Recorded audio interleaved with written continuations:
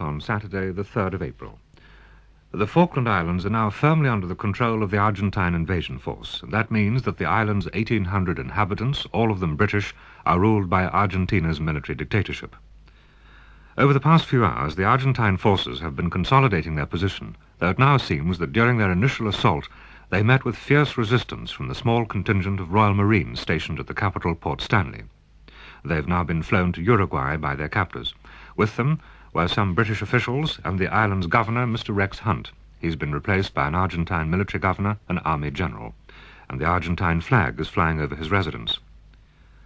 Argentina's military ruler, President Galtieri, has promised the people of the Falklands that their rights and their way of life will be respected, but he's also warned Britain not to attempt to retake the islands by force.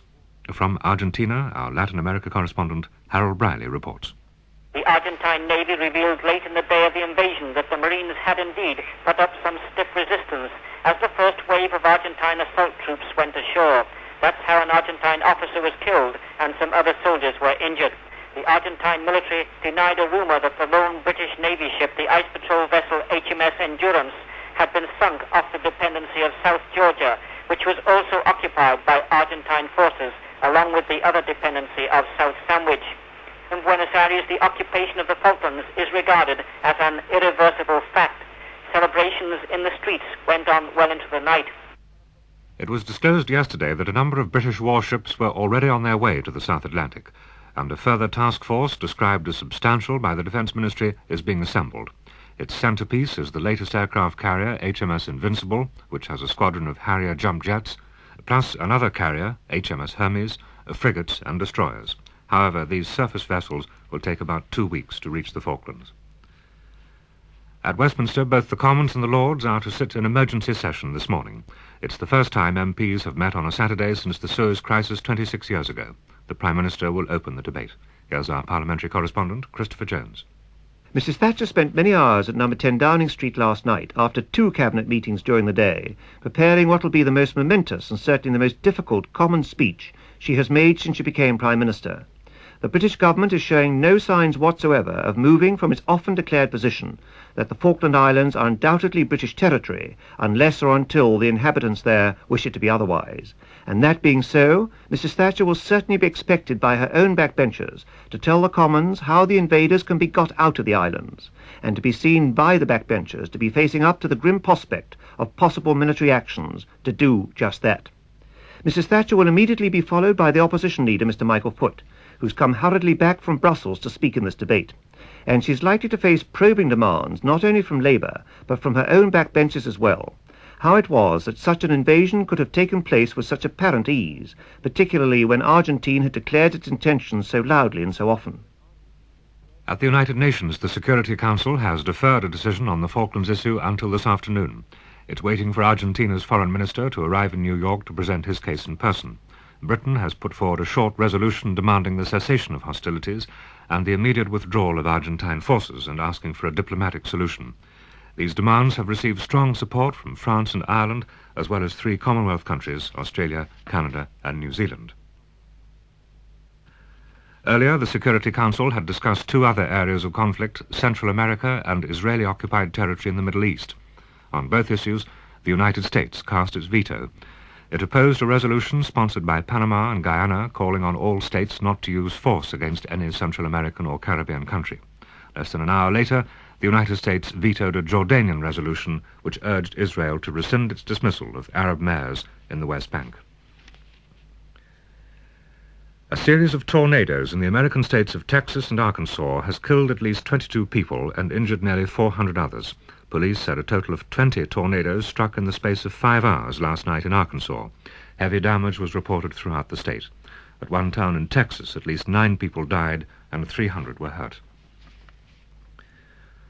One of the fences on the Grand National Course at Aintree was damaged by fire during the night.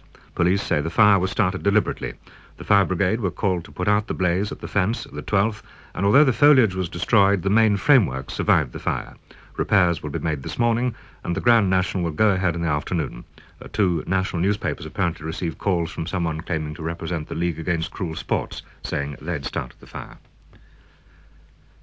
Chelsea Football Club has been bought by the Vice-Chairman of 4th Division Wigan, Mr. Kenneth Bates. He's already resigned from the board at Wigan and joined Chelsea, but it's not clear whether he will become chairman. Mr. Bates has arranged a deal which means he won't take over Chelsea's £1.5 million debt on its new East Stand. He's bought the club, but not the ground. Chelsea will continue to play at Stamford Bridge because the club will rent the ground. The 13th century Hever Castle in Kent, the home of Lord and Lady Astor, has been put up for sale. The asking price is £13.5 million, which includes Lord Astor's fine art collection valued at more than £3 million. The agents selling the castle have suggested it could make a headquarters for large corporations seeking a base in the Garden of England. BBC Radio News. Here's Robert Carvel. Good morning. As you know, an hour from now, Parliament meets in emergency session on a Saturday for the first time since Suez in '56. MPs will hear from Mrs. Thatcher, in perhaps the most difficult speech of her life, what's to be done about Argentina's invasion of the Falklands, meeting force with force, what may be involved. There are many grave questions to be asked about how all this came about.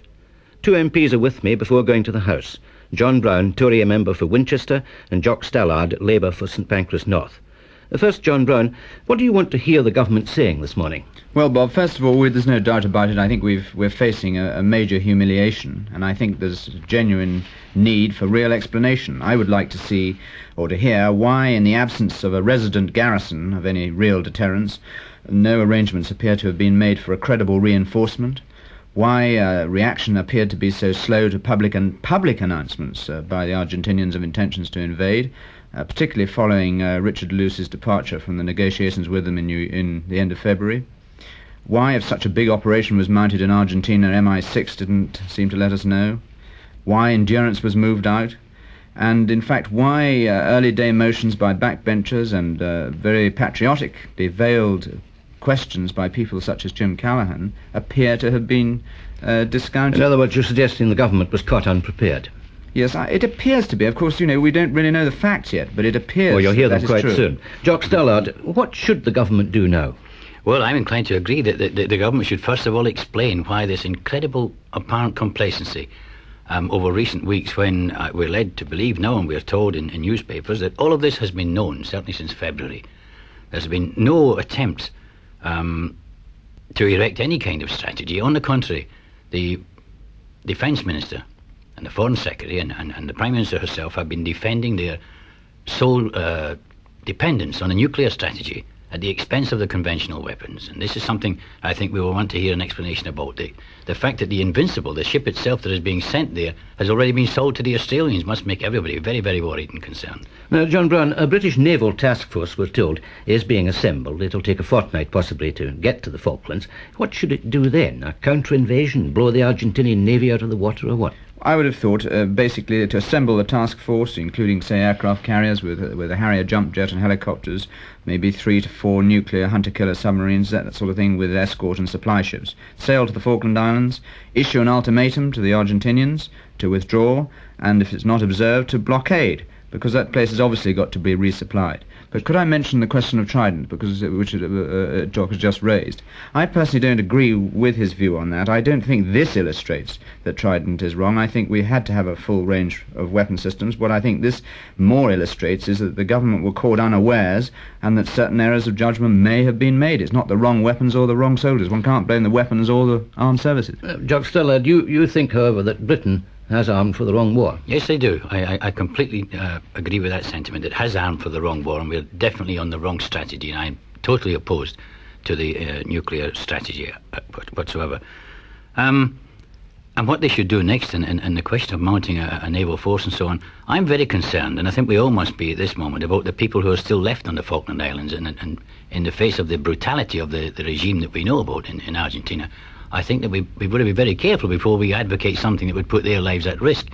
I don't see how, at this stage, and I'm a bit worried, that we will act in anger and do something that we can't really back up, because we're about 7,000 miles away on supply line terms. And you're suggesting that the Argentinians, in fact, have 2,000 hostages. That's what. Well, that's right, and they've certainly got the initiative. And in those circumstances, I don't think that we can act in a feat of indignation or pique or simply anger unless we can back it up. There's no sense of that at the moment. I wonder then, gentlemen, is there any question of Britain in the end having to accept the invasion as a fait accompli, John Browne? Personally, I don't. I think we've got an obligation. We've got our own people have been captured. Our own territory has been captured, and we have an obligation to rescue them.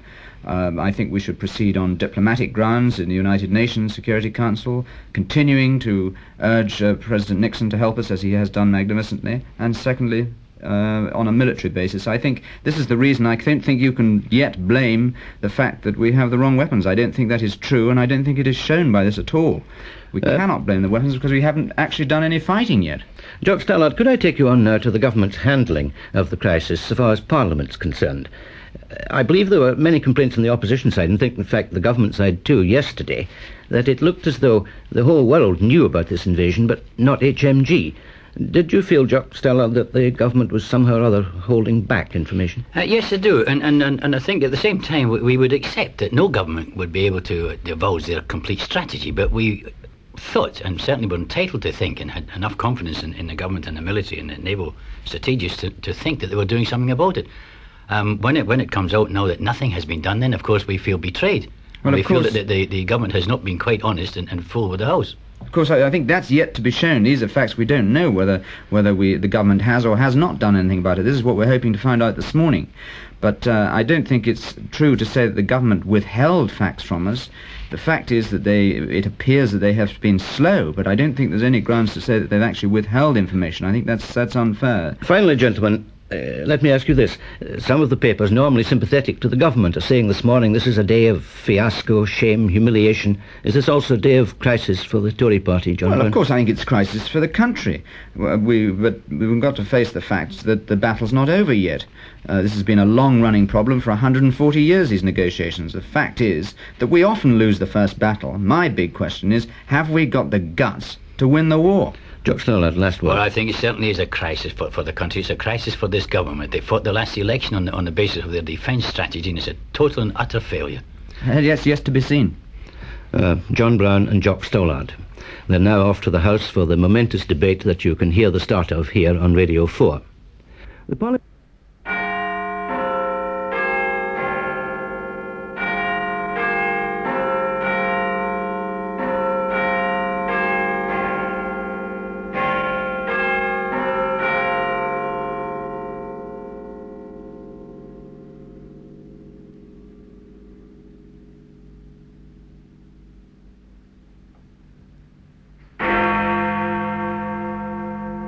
It's 11 o'clock. We're now bringing you special coverage of the crisis over the Falkland Isles.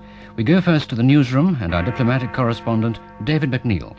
In a few minutes, we'll be going over to the House of Commons, where our parliamentary correspondent, Peter Hill, is waiting to hear the emergency debate on the Falkland Islands, which are now in the hands of Argentine military forces. The Prime Minister will be giving a full report on events leading up to the crisis, and she's expected to come under sharp attack from the opposition. But first, the news headlines from Dilly Barlow. As the Commons starts its debate, there's been a call for the immediate resignations of the Foreign Secretary, Lord Carrington, and the Defence Secretary, Mr John Nott. It's come from the Conservative MP, Mr Nicholas Winterton, who's the Secretary of the Parliamentary Falkland Islands Committee. He said it was very apparent that both departments had been caught quite unprepared by the Argentine invasion. He said resignation was the only honourable course. In the Falklands, the Argentine occupying force have been strengthening their grip. The British Governor of the islands, Mr Rex Hunt, and the detachment of Royal Marines stationed there have been put on an Argentine plane and flown to Uruguay. When they arrived in Montevideo, the Marines looked exhausted, but there were no reports of any injuries. The Argentines have said the Marines put up stiff resistance to the invaders. One Argentine officer was killed and several soldiers wounded. In the United States, at least 22 people were killed and nearly 370 injured after a series of tornadoes swept through the states of Texas and Arkansas. 9 of the deaths and 300 of the injuries were in one small Texas township alone. Home again, a miner has been killed in a pit accident at Seaham Colliery in County Durham. He was found beside an underground railway line. The Agriculture Minister, Mr Peter Walker, has given a warning that the Liberal Social Democratic Alliance represents the most dangerous third-party threat in modern times. He told the Tory Reform Group conference in Oxford that the trend towards the alliance was the one the Conservative Party ignored at its peril. The fact that this is the first Saturday session of Parliament since the Suez crisis more than 25 years ago may be slightly misleading in that past crises haven't always occurred on a Friday. Nevertheless, there's no doubting the gravity of the situation, and Mrs. Thatcher faces one of her most serious challenges since she became Prime Minister. Opposition spokesmen are expected to add to the calls for the resignation of both the Defence Secretary, Mr. Nott, and the Foreign Secretary, Lord Carrington, who'll be speaking in the Lords. Mr. Foote and his colleagues will want to know what diplomatic measures were taken to prevent this crisis. And they'll also want Mr. Nott to explain why British military forces weren't in position in time to deter the Argentine government from invading. With me is the BBC's defence correspondent, Christopher Lee. Well, certainly they'll want to know why he didn't move ships south at an earlier date. After all, he had a force of, I think, 22 ships, submarines and supply vessels gathered off Gibraltar on March the 17th. And at least some of that force could have been detached. Well, obviously the government didn't think it was necessary, but that leads to another military question. What was the intelligence assessment during the past few weeks? Didn't anybody say to the Minister, look, Minister, we think the Argentines may be serious about this. We should be doing something. So lots of recriminations. But I don't think just towards Mr. Nott, who quite clearly didn't believe there was anything in the threats. After all, if he had, he wouldn't have let his Chief of the Defence Staff go off to New Zealand last week. They'll be wanting to know, perhaps from some of his civil servants, why they didn't sort of give proper explanations of what was going on. Then there's the questions about the future. Exactly how is this force that he's talking about to be assembled, and how big is it, and where's it going to operate from? Which raises a rather important point. Are other countries going to be asked to help? Not necessarily with troops and ships, but with facilities. And it's interesting to note that one of the most important jumping-off points for the Falklands could be Simonstown, that's the naval base in South Africa, which of course raises another problem. MPs believe that they've allowed, I think, Mr. Nott to duck behind the traditional phraseology of, I'm sure the House will realise that I can't give any further information at this point for too long. So I think that perhaps we might see MPs being a little tougher on Mr. Nott than they have been for a long time. And as you've just said, some people are already asking for his resignation. From indications we've had so far, though, it would seem that the emphasis will be on diplomatic efforts to try to resolve this crisis, and largely through the United Nations. Britain failed yesterday at the UN to get swift action over the Falkland Islands because the non-aligned and the Soviet delegates said they'd have to get instructions from their governments before voting. But Britain was strongly supported by the United States, which called for an immediate withdrawal of Argentine forces. This followed a personal appeal from President Reagan, who contacted the Argentine president before the invasion and said that he should not go ahead. But now we're going over to Peter Hill at the House of Commons. Well, welcome to the floor of the chamber, which is absolutely packed. There's more MPs here for prayers, which have just finished, than ever I've known. The Speaker is just rising in his place and calling for order. The Lord Privy Seal personal explanation. Mr. Speaker, following my statement to the House at 11 o'clock yesterday, I said in answer to supplementary questions from the Right Honourable Member for Devonport, the Honourable Member for Hartlepool, and my Honourable friend, the Member for Welling and Hatfield, that we had been in touch with the Governor of the Falkland Islands half an hour before I made my statement. This was inaccurate. We had in fact been in touch 2 hours earlier, at 8:30 a.m. our time. No invasion had then taken place, and when I made my statement, I had no knowledge of any change in the situation. Mr. Speaker, I very much regret that I inadvertently misled the House. I'm grateful to you for allowing me this opportunity to set the record straight and to apologise to the House. That's quite a serious admission from Humphrey Atkins. Order. The Honourable Order. There are some points of order trying to be made by David Stoddart. Of a manuscript amendment, which I'm not proposing to accept. The manuscript amendment asked that we should continue until 5 o'clock. I think that if the House wishes to vote on this motion, it had better do so straight away to avoid taking time out of the main debate. The proposal is that the House sit till 2 o'clock. An open-ended debate if the House turned this motion down. Mr. David Stoddart. Mr. Stoddart, Labour member. Speak very briefly to the motion. To the motion, yes. Mr. David? Yes, and David Stoddart is going to argue that the House should sit for 3 more hours. I'm reminded it hasn't formally been moved. The question is the motion on the order paper, Mr. David Stoddart. The motion on the order paper is simply that the House do now adjourn and doesn't even mention the Falkland Islands, and the proposal is to sit till 2. The manuscript amendment should be accepted. And I do so for these reasons. This is a 3-hour debate, and quite naturally the Prime Minister, the Leader of the Opposition, and other senior front bench spokesmen will want to put the point of view of the government and the opposition. I also see that the House is packed with privy councillors, ex-prime ministers and ex-foreign secretaries who are entitled to give the House the benefit of their long experience. And it will therefore be, there will therefore be very little time left for backbench members of this House to... Well, clearly there's a lot of support for that view from Mr. Stoddart, that the debate is planned to be so short that only very senior frontbenchers and privy councillors will be able to speak. Mrs. Thatcher, I understand, has a speech prepared which is to last 20 minutes, but I would expect a lot of people to interrupt her and try and find out the answers to several questions. She's due to be followed by Michael Foot, who flew back this morning. The question is the business motion on the order paper. As many as are of that opinion say aye. Aye. On the contrary, no. I think the ayes have it. Clear the lobby.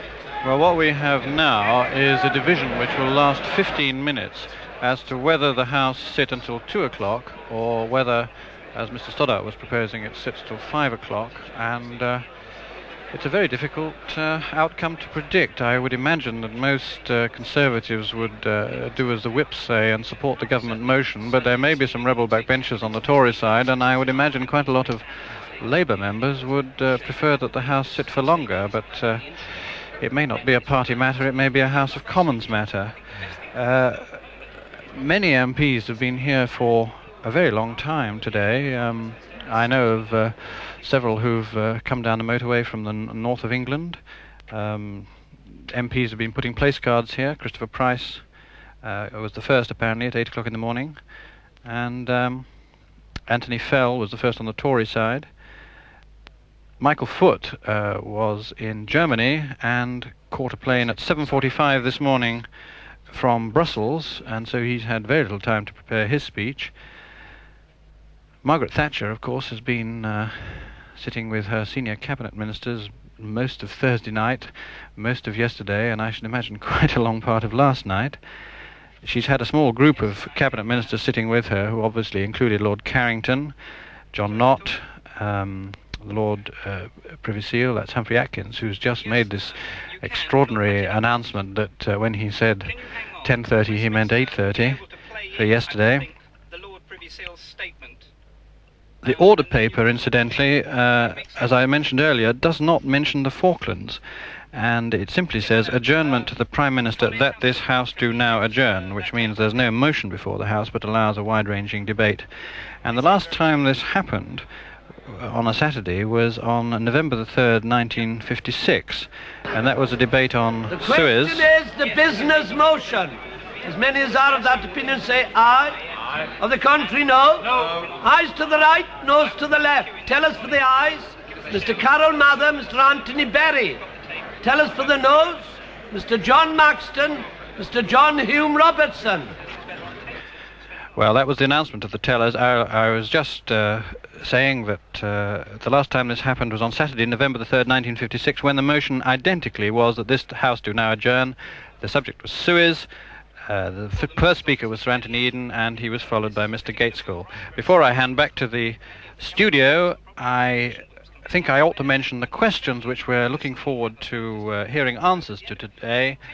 Why was the Commons kept in the dark all yesterday when it was clear that the Argentines had already invaded early in the morning?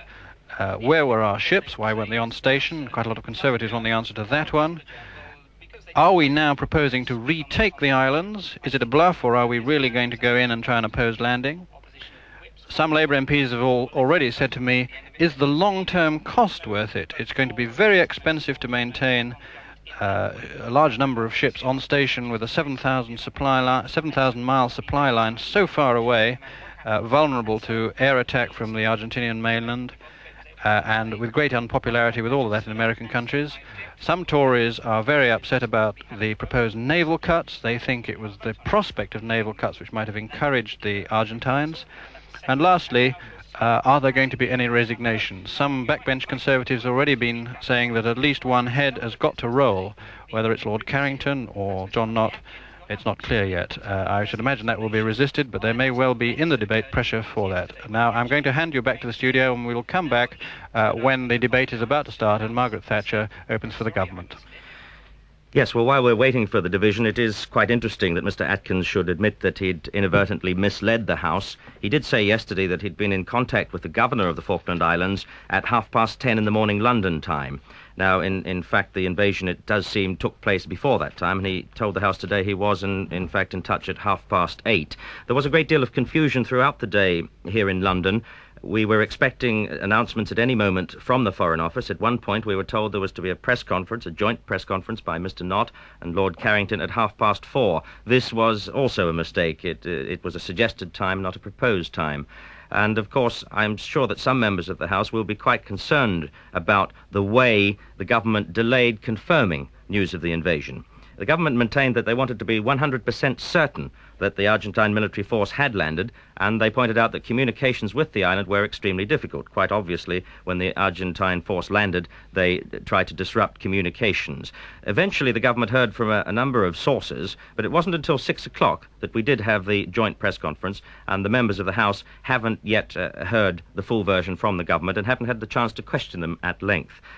Christopher Lee, do you think that the opposition members are going to question Mr. Nott about the fact that forces apparently weren't able to get to the Falklands in time? Oh yes, I think he's going to face that, but he's going to go get some stick about this timing thing. I mean, people from the Defence Ministry, a few people were ringing me yesterday and saying, "What's happening? What do you hear?" And one said, there was utter chaos going on there, and they didn't really know what was going on. I imagine eventually the communication was set up through HMS Endurance, which, as far as one knows, is still off South Georgia. But yes, you see, one of the problems is that a lot of people have been saying for about 2 or 3 weeks that they ought to be moving some ships down there, and apparently his officials have said to him, no, there's no need to do that. And last week, for example, in Colorado Springs at the Nuclear Planning Group meeting, I mean, he was the whole idea of the Falklands was far from his mind. And we said earlier that, he even allowed his chief of the defence staff, of all people, to go off to New Zealand on a week's tour. So, and I think probably until Tuesday, they couldn't really take this whole thing seriously. And then suddenly the whole thing soured. And obviously that's why they went to the Security Council. They realised that that all bilateral arrangements had failed. Yes, I had a similar experience with Lord Carrington. I flew on his aircraft to Israel on the Tuesday. And at that point, he didn't seem greatly concerned because, of course, we had a dispute over the landing of a handful of demolition workers on a small island, which was, in fact, the dependency of South Georgia, about 1,000 miles from the Falklands. And I think there was a feeling, certainly among opposition members, that the government has been taken by surprise, that it all happened very suddenly. Of course, we now know that when the British ambassador was summoned to the Foreign Ministry in Buenos Aires, it was made quite clear to him that Britain had very little choice, and that within 24 hours, the government would be able to send the personal emissary, the personal envoy that Lord Carrington had offered to send to Buenos Aires, only if that envoy came to negotiate the transfer of sovereignty of the Falkland Islands. And that's why the British government immediately went to the Security Council, and we were in an atmosphere of crisis.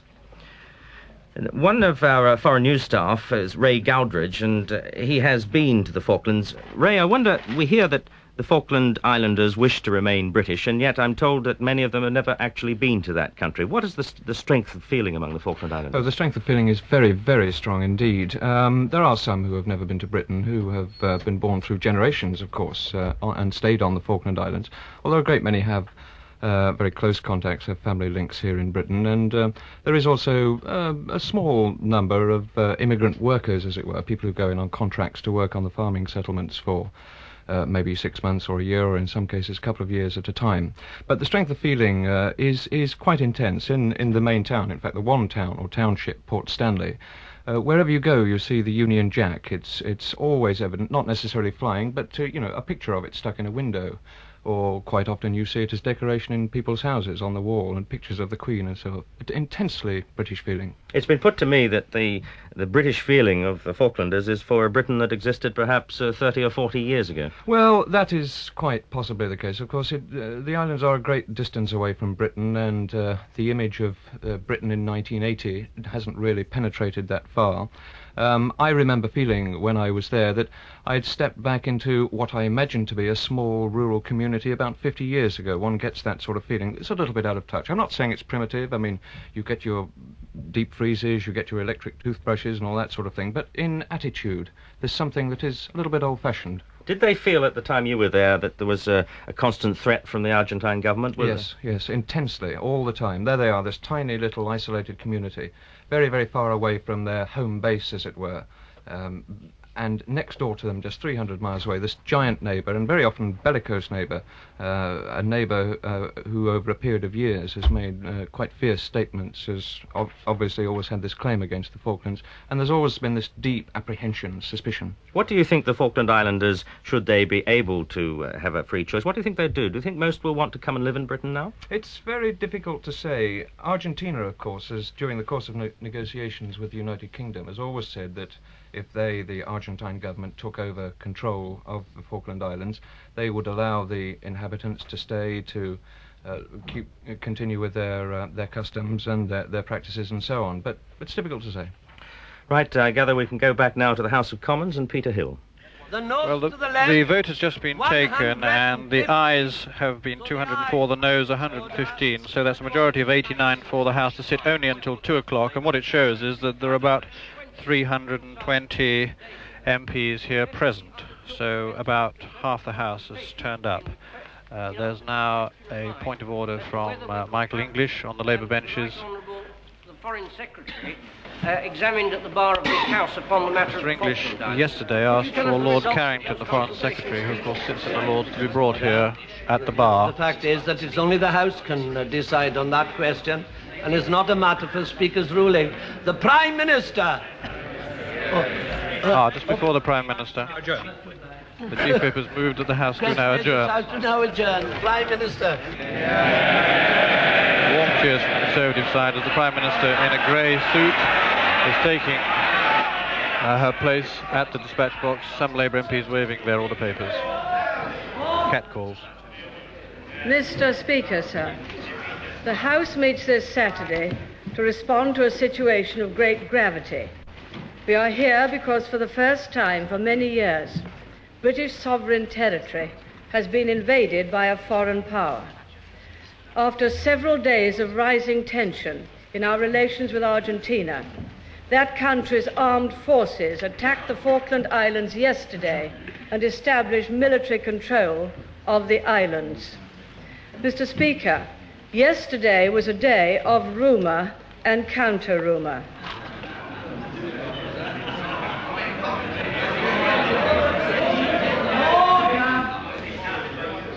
Throughout the day, we had no communication from the government of the Falklands. Indeed, the last message we received was at 21:55 hours on Thursday night, the 1st of April. Yesterday morning, at 8:33 a.m., we sent a telegram. At 8... A lot of Labour laughter for that. Hilarity on the Labour benches. Which was acknowledged. At 8:45 a.m., all communications ceased. I will refer again to this in a moment. By late afternoon yesterday, it became clear that an Argentine invasion had taken place and that the lawful British government of the islands had been usurped. Mr. Speaker, I'm sure that the whole House will join me in condemning totally this unprovoked aggression by the government of Argentina against British territory. It has not a shred of justification and not a scrap of legality. Mr. Speaker, it was not until 8:30 this morning, our time, when I was able personally to speak to the governor who had arrived in Uruguay, that I learned precisely what had happened. He told me that the Argentines had landed at approximately 6 a.m. Falklands time, 10 a.m. our time. One party attacked the capital from the landward side and another from the seaward side. The governor then sent a signal to us, which we did not receive. Communications, of course, had ceased at 8:45 our time. It is common for atmospheric conditions to make communications with Port Stanley difficult. Indeed, we had been out of contact for a period the previous night. The governor reported that the Marines in his defense of government, in the defense of Government House, were superb. They acted, he said, in the best tradition of the Royal Marines. They inflicted casualties, but those defending Government House suffered none. He himself had kept the local people informed of what was happening through a small local transmitter he had in Government House. He is relieved that the islanders heeded his advice to stay indoors. Fortunately, as far as he is aware, there were no civilian casualties. When he left the Falklands, he said the people were in tears. They do not want to be Argentine. He said the islanders are still tremendously loyal. I must say that I have every confidence in the governor and the action he took.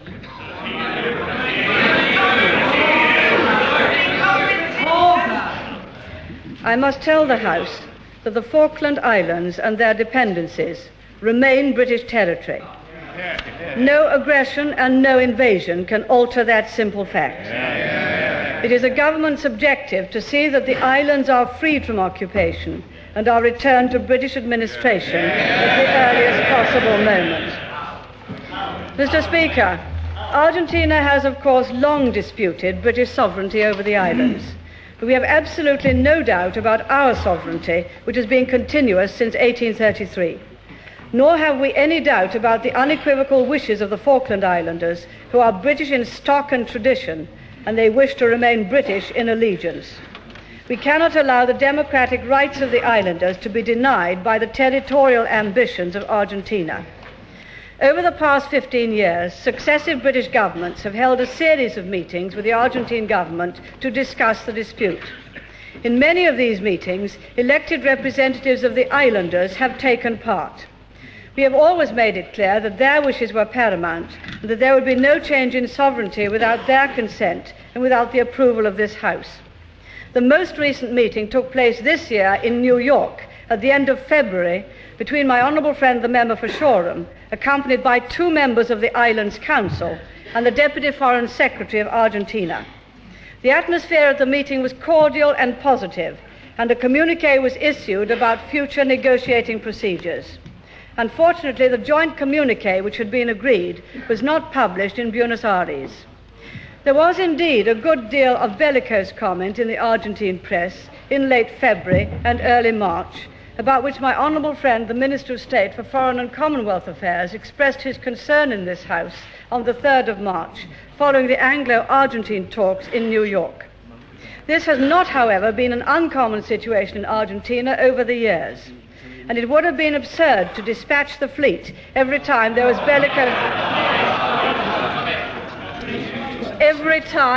bellicose talk in Buenos Aires. There was no good reason to think on the 3rd of March that an invasion was being planned, especially against the background of the constructive talks on which my honourable friend had just been engaged, and to which the joint communiqué on behalf of the Argentine Deputy Minister of Foreign Affairs with my honourable friend read.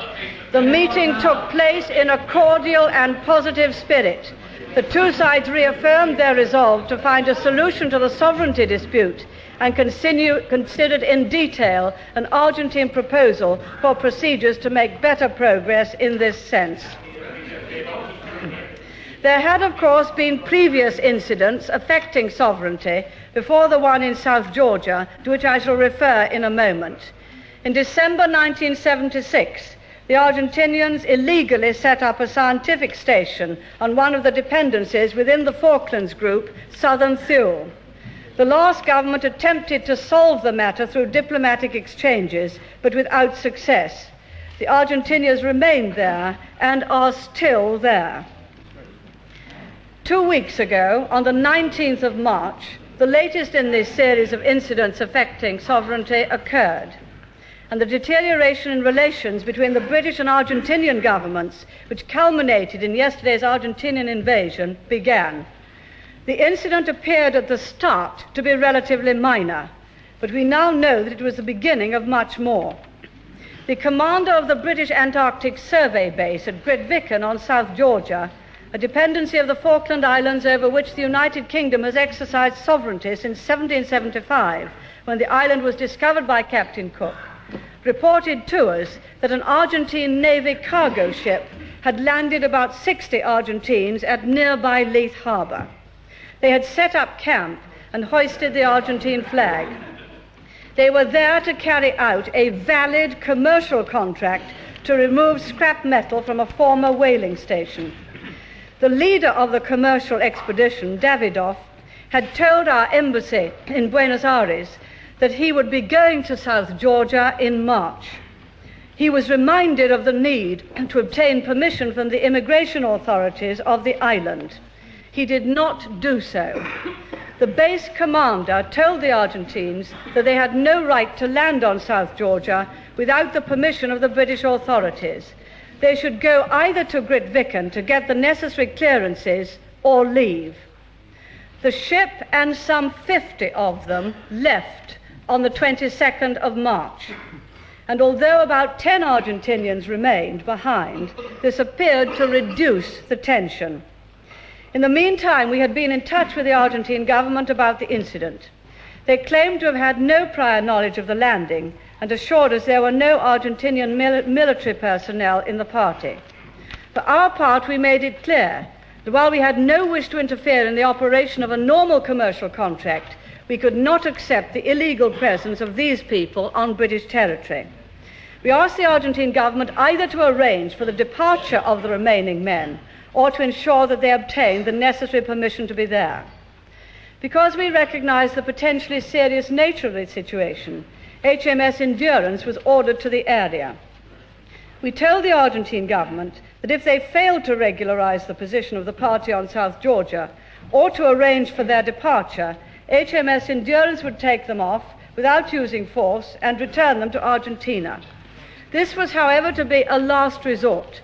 We were determined that this apparently minor problem of 10 people on South Georgia in pursuit of a commercial contract should not be allowed to escalate, and we made it plain to the Argentine government that we wanted to achieve a peaceful resolution of the problem by diplomatic means.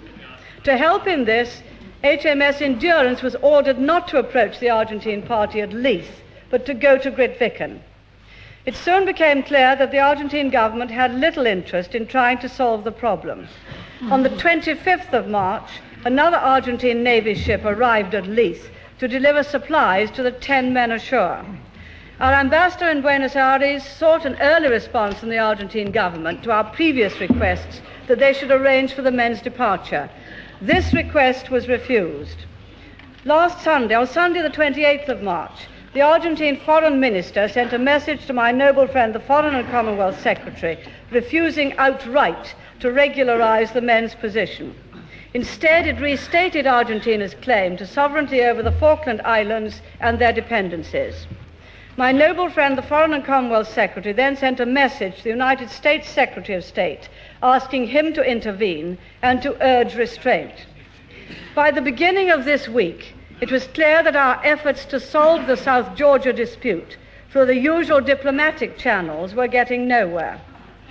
Therefore, on Wednesday, the 31st of March, my noble friend, the Foreign Secretary, proposed to the Argentine Foreign Minister that we should dispatch a special emissary to Buenos Aires. Later that day, we received information, this was Wednesday, which led us to believe that a large number of Argentine ships, including an aircraft carrier, destroyers, landing craft, troop carriers, and submarines, were heading for Port Stanley. I contacted President Reagan that evening and asked him to intervene with the Argentine president directly. We promised in the meantime to take no action to escalate the dispute for fear of precipitating the very event. Uproar, but only on the Labour side. Conservatives sitting passive here. For fear of precipitating the very event that our efforts were directed to avoid. May I remind honourable gentlemen opposite. Again, all the Labour people are shouting and waving their hands at the Tory side. What happened when, during the lifetime of their government, shout there of "We didn't lose the Falklands." Southern Thule was occupied. It was occupied in 1976. This House was not even informed by the then government until 1978. Southern Thule is a small island in the South Sandwich Islands. Even informed until 1978, when in response to questioning by my honourable friend, the member for Shoreham, on the 24th of May 1978, the honourable member for Merthyr Tydfil said, "We have sought to resolve the issue through diplomatic exchanges between the two governments. That is infinitely preferable to public denunciation." Totally uninhabited and smelling of large amounts of accumulation of both penguin and bird drop-ins. There's a vast difference, a whole world of difference. Between 1,800 people now imprisoned by Argentine invaders and that argument. And the Right Honourable Lady ought to have the grace to accept it. Condolences is the former junior Foreign Office Minister during this period she's referring to. We are talking about the sovereignty of British territory, which was infringed in 1976, about which this House was not even informed until 1978. We are talking then about a further incident which this House was not even informed until 1978. We are talking then about a further incident in South Georgia, which, as I have indicated, seemed to be a minor incident at the time. There's only a British Antarctic Scientific Survey which is there, and a commercial contract to remove a whaling station. I suggest to the honourable gentleman that had at that time I come to the House and said, "We have a problem on South Georgia with 10 people who've landed with a contract to remove a whaling station," had I then gone on to say that we should send Invincible, I should have been accused of warmongering and saber-rattling. First time the Tories have really cheered since the beginning. Information did not arrive about the Argentine fleet until Wednesday. They are, of course, very close to the Falklands, which the honourable gentleman cannot and must not ignore, and can sail and reach there very quickly. Mr. Speaker, on Thursday, the Argentine Foreign Minister rejected the idea of an emissary and told our ambassador that the diplomatic channel as a means of solving this dispute was closed. President Reagan had a very long telephone conversation, some 50 minutes, with the Argentine president, but his strong representations fell on deaf ears. I'm grateful to him and Secretary Haig for their strenuous and persistent efforts on our behalf. Thirdly, on Thursday, the United Nations Secretary General, Mr. Perez de Cuellar, summoned both British and Argentine permanent representatives to urge both countries to refrain from the use or threat of force in the South Atlantic. Later that evening, we sought an emergency meeting of the Security Council. We accepted the appeal of its president for restraint. The Argentines said nothing. On Friday, as the House knows, the Argentines invaded the Falklands, and I have given a precise account of everything we knew or did not know about that situation. There were also reports that yesterday the Argentines also attacked South Georgia, where HMS Endurance had left a detachment of 22 Royal Marines. Our information is that on 2nd of April, an Argentine naval transport vessel informed the base commander at Grytviken that an important message would be passed to him after 11 o'clock today, our time.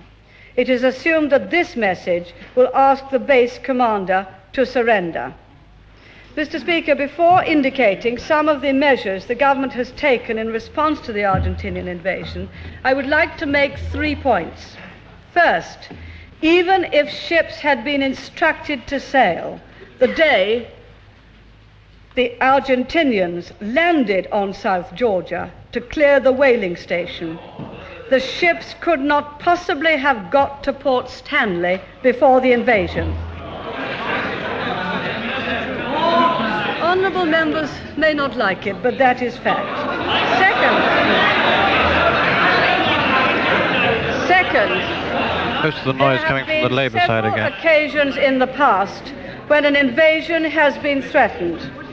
The only way of being certain to prevent an invasion would have been to keep a very large fleet close to the Falklands, when we are some 8,000 miles away from base. No government has ever been able to do that, and the cost would be enormous. Thirdly, endurance is in the area. It is not for me to say precisely where, and the honourable gentleman would not wish me to say precisely where. Thirdly, Mr. Speaker, aircraft unable to land on the Falklands because of the frequently changing weather would have had little fuel left, and ironically their only hope of landing safely would have been to divert to Argentina. Indeed, all of the air and most sea supplies for the Falklands come from Argentina, which is but 400 miles away compared with our 8,000 miles. This is the background, Mr. Speaker, against which we have to make decisions and to consider what action we could best take. I cannot tell the House precisely what dispositions have been made. Some ships are already at sea. Others were put on immediate alert on Thursday evening. The government has now decided that a large task force will sail as soon as all preparations are complete.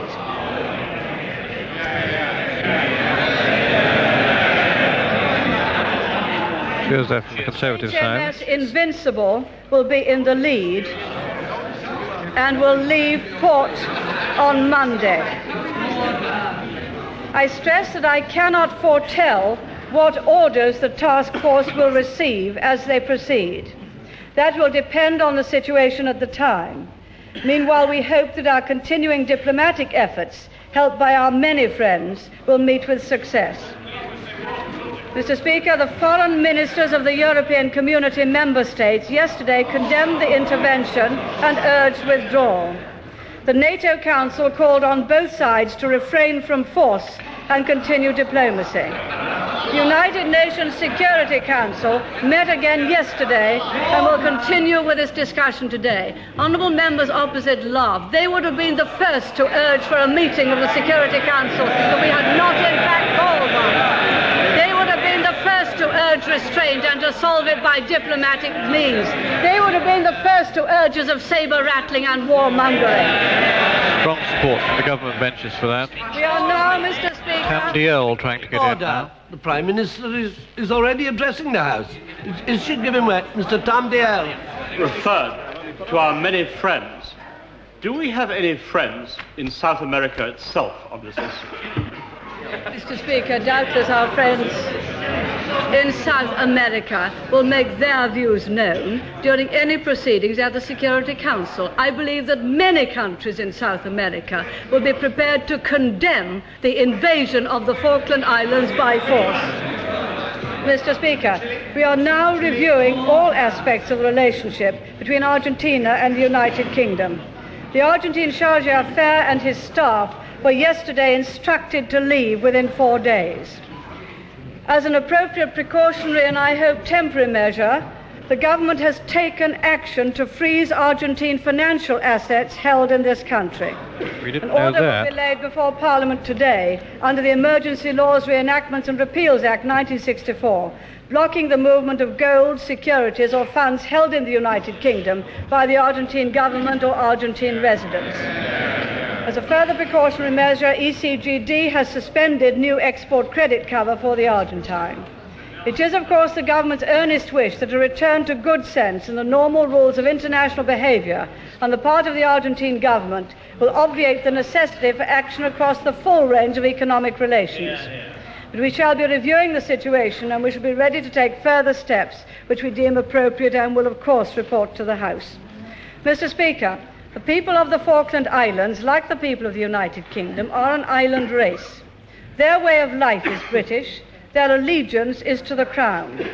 They are few in number, but they have the right to live in peace, to choose their own way of life, and to determine their own allegiance. Their way of life is British. Their allegiance is to the Crown. It is the wish of the British people and the duty of Her Majesty's government to do everything we can to uphold that right.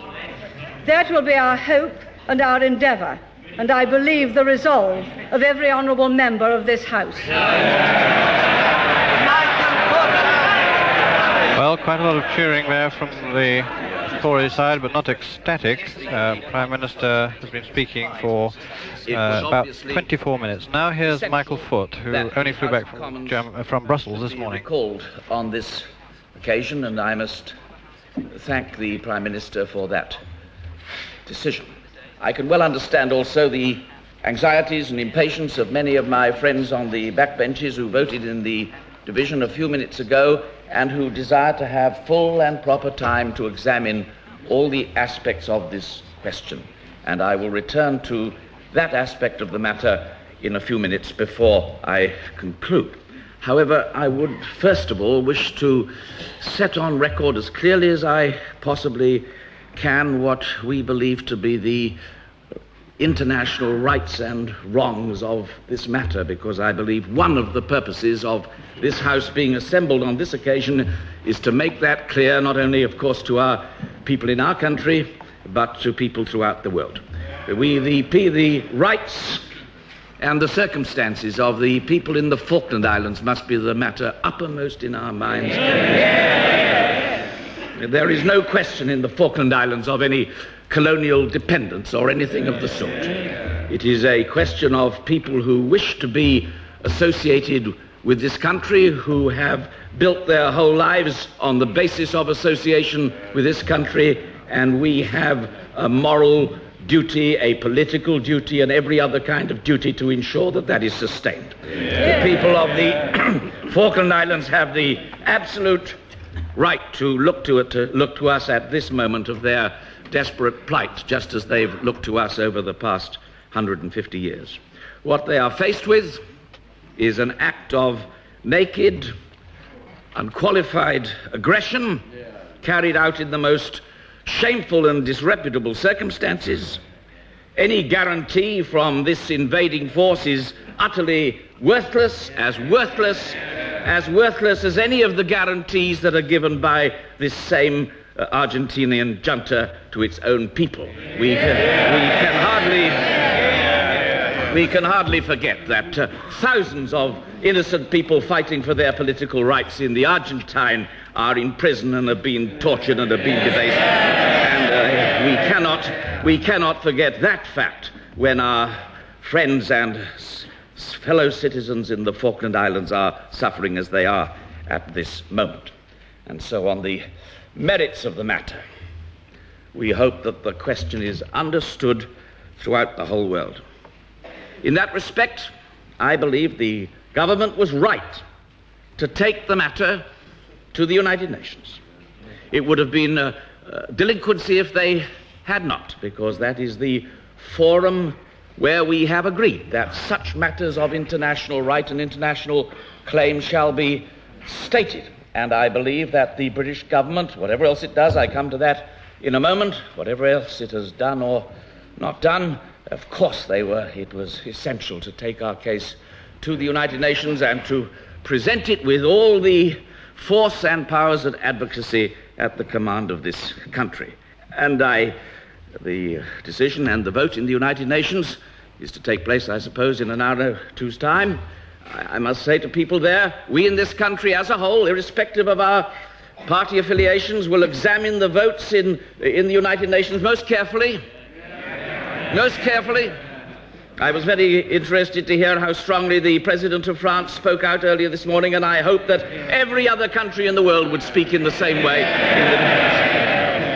If indeed at the United Nations this afternoon no such declaration were made, I know it would only be first of all a declaration, but there may be the possibilities of action there later. But if no such declaration were made, not merely would it be a gross injury to the rights of the Falkland Islands, not merely would it be an injury to the people of this country who have a right to have their claims upheld in the United Nations, but it would be a serious injury to the United Nations itself, and it would enhance the dangers that similar unprovoked aggressions could occur in other parts of the world, which is one of the reasons why we are so determined to see that we examine this matter to the full and that we uphold the rights of our country throughout the world and the claim of our country to be a defender of people's freedom throughout the world, particularly those who've looked to us for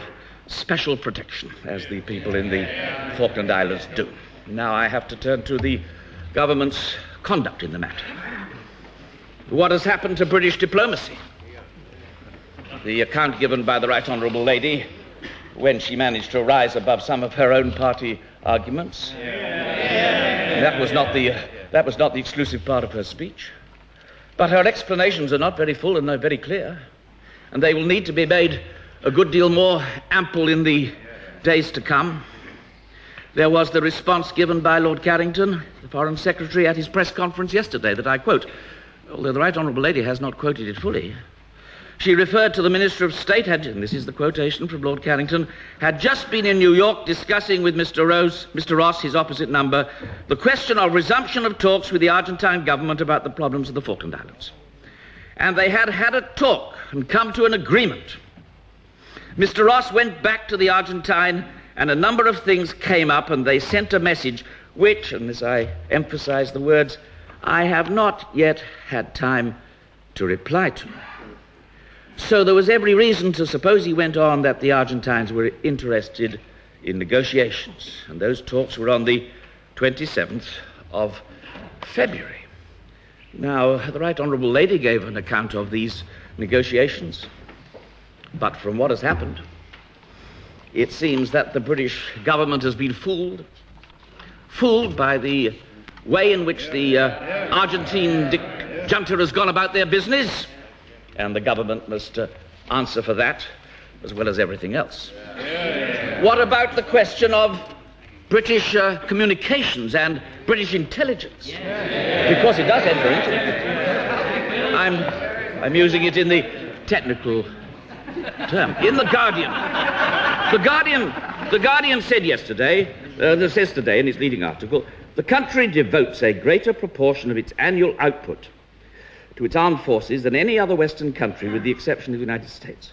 It has extensive diplomatic and intelligence gathering activities. And all of that gave Mrs. Thatcher, Lord Carrington, and Mr. Nott precisely no effective cards when the Argentine Navy moved.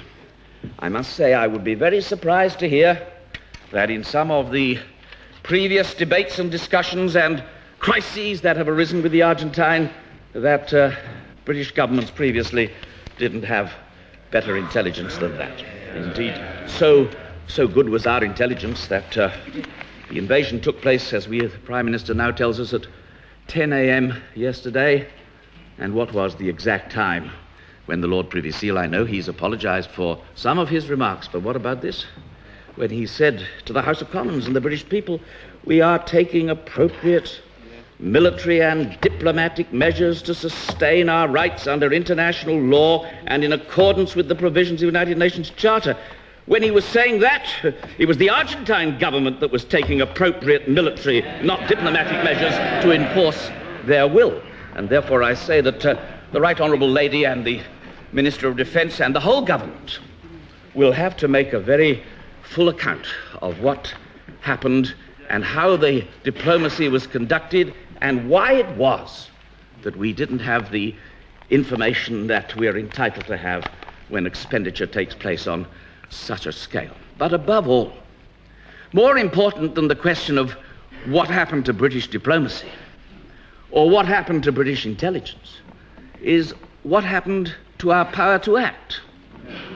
Now, the Right Honourable Lady seems to dismiss it, but it cannot be dismissed. Of course, this country has the power to act, and the power to act very often short of taking military measures. Indeed, we've always been told, and I understand it, that the purpose of having some military powers is to deter. So what is the right to deter and the capacity to deter? Both in this situation were required. Now, I recall to the House again And I say this because it compresses what was the incident, the major incident in these matters, because the previous government had to deal with the same kind of dictatorial regime in the Argentine, the same kind of threat to the people of the Falkland Islands, the same kind of problems that the right honourable and honourable gentlemen have had to wrestle with over these last weeks and months. But my right honourable friend, the member for Cardiff South East, compressed the whole of this position into the question that he put to the government only Tuesday of a few days ago. And I read it all to the House, and I ask the House to mark every word in it. He's referring to a question Mr. Callaghan asked. I support the government, he said. Here was no factious opposition. Here was an opposition seeking to sustain the government if the government was doing its duty. I support the government's attempts to solve the problem by diplomatic means, which is clearly the best and most sensible way of approaching the problem. But is the Minister aware that there have been other recent occasions when the Argentinians, when beset by internal troubles, have tried the same type of tactical diversion? Is the Minister aware that on a very recent occasion, of which I have full knowledge, Britain assembled ships which had been stationed in the Caribbean, Gibraltar, and in the Mediterranean, and stood then about 400 miles off the Falklands in support of HMS Endurance, and that when this fact became known, without fuss and publicity, a diplomatic solution followed. And he goes on, while I do not press the Minister on what is happening today, I trust that it is the same sort of action. And the whole country and the whole House had the right to say that same thing to the government. Labour chairs. And the people of the Falkland Islands had even greater right to say it than we've had. And the Right Honourable Lady hasn't answered. She's hardly given an attempt to answer that question. It is no answer to refer to the matter which was so effectively disposed of by my right honourable friend, the member for Merthyr Tydfil, who had quite a lot of knowledge of these matters. Of course, it's a very different question. Now, nobody can say for certain, of course not, that the pacific and honourable solution of this problem that was reached in 1977 was due to the combination of diplomatic and military activity. Nobody can say that for certain because these things cannot be proved. But there's every likelihood that that was the case. And in any case, it having worked on the previous occasion, surely that was all the more reason that the government should have sought to make it work on this occasion. Particularly when the Foreign Secretary, and I refer again to the diplomatic exchanges, when it had been going on for some time, and when, according to the diplomatic exchanges, the Argentine government was still awaiting an answer from the Foreign Secretary on some of the matters involved. Surely, that interval, the Right Honourable Lady made some play, but not, I don't think, very effectively, with the time it takes to get warships into the area. But we are talking now about a period of several weeks ago. So all those matters have to be answered. In my opinion, they cannot be answered, of course, fully in this debate. We shall have to have another debate on the subject next week. Whether that debate takes the form of a vote of censure, or whether it takes another form, or whether it immediately takes the form of the establishment of an inquiry into the whole matter so that all the evidence and all the facts can be laid before the people of this country. At some stage, I haven't the slightest doubt that an inquiry of that nature, one that is absolutely without any inhibitions and restraints and that can probe the matter to the full, at some stage, that will have to be undertaken. I return, however, to what I said at the beginning. We are paramountly concerned. I'm sure the bulk of this House is paramountly concerned, and I'm sure the country is concerned with what we may do to protect those who've rightly and naturally looked to us for our protection. So far, they have been betrayed, and the responsibility for the betrayal rests with the government. The government... Cheers from the Labour side. The government must now prove by deeds, because they'll never be able, I believe, to do it by words, that they are not responsible and they cannot face that charge. That is the charge that I believe does lie against them, and I repeat and underline.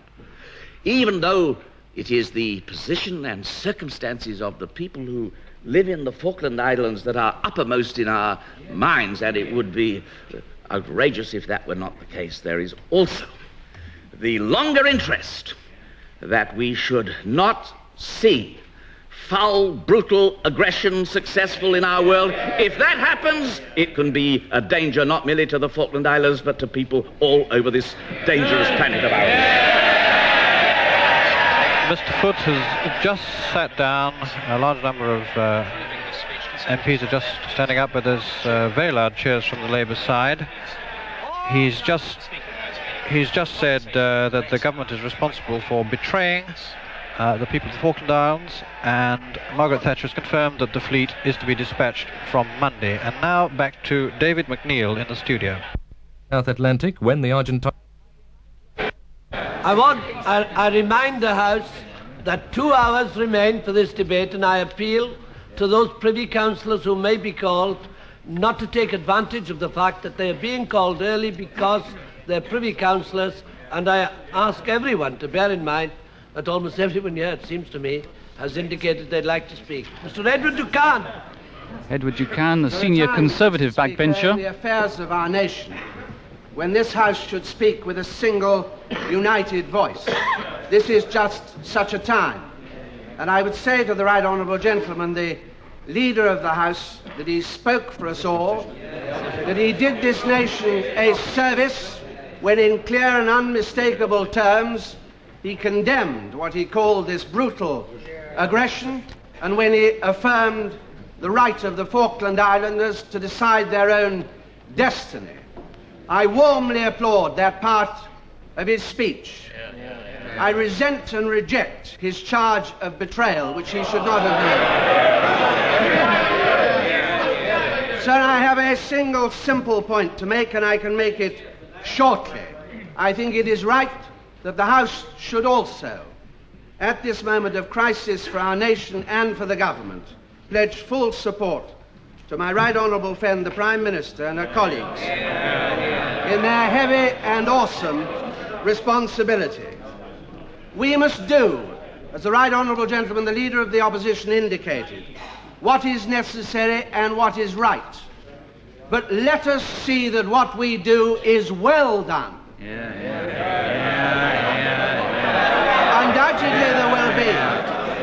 Undoubtedly there will be questions to be asked, and undoubtedly there will be questions to be answered. And I agree with the right honourable gentleman, the Leader of the Opposition, there will be a need for a full account of this affair. But some of those questions can be and should be listed shortly now.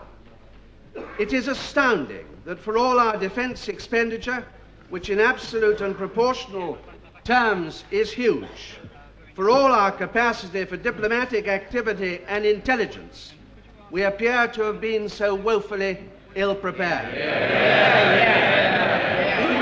It is extraordinary that conventional forces were not deployed on standby against an obvious threat. The rule surely should be this: the defence of our realm begins wherever British people are.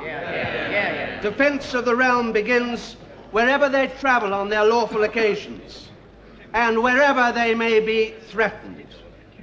The apparent assumption that the problem could be resolved by diplomatic means only was surely fatuous. But if we have no inquests as yet, it must surely be said that this incident demands a revision of the United Kingdom's defence strategy, some aspects of which have made many of us in this House and outside it decidedly nervous. But let us declare and resolve that our duty now is to repossess our possessions, to rescue our own people. Our right to the Falkland Islands is undoubted. Our sovereignty is unimpeachable.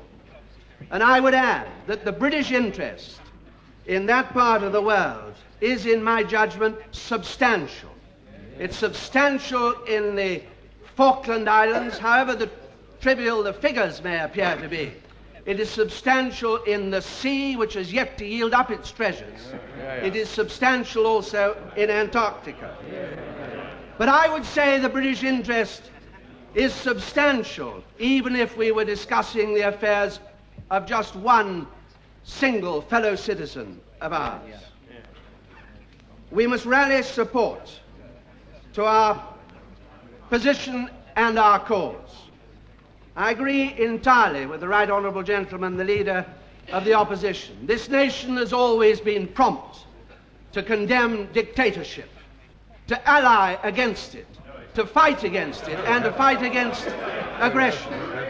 We must explore, of course, every diplomatic and legal means to recover what is legitimately ours.